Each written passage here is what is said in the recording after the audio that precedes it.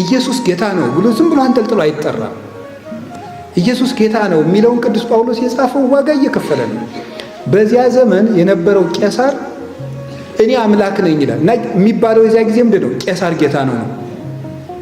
ቄሳር ጌታ ነው ያላለ ሰው ይገደላል። የዚያን ጊዜ ኢየሱስ ጌታ ነው ማለት ያስገድላል። ለዚያ ነው ኢየሱስ ጌታ ነው ያሉ እንጂ ዝም ብሎ ማንኪያውም ሹካውም ሲወድቅ ኢየሱስ ጌታ ነው ጌታ ኢየሱስ ለማለት አይደለም። ክብር የሚገባው ነው። ከመለስሙ ለእግዚእነ ኢየሱስ ክርስቶስ ይስግድ ኩሉ ብርክ ዘውስተ ሰማይ ወዘውስተ ምድር ወዘታሕት ያለ ምድር።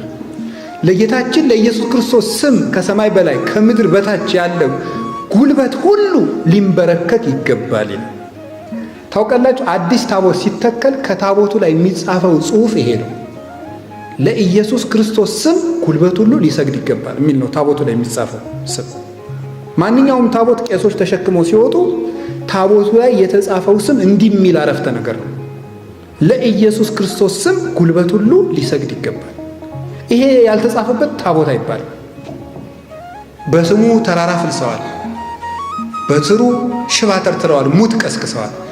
እና ምንድነው እኛ ታዲያ የኢየሱስ ክርስቶስን ስም እንዴት አድርገን ነው የምንጠራው?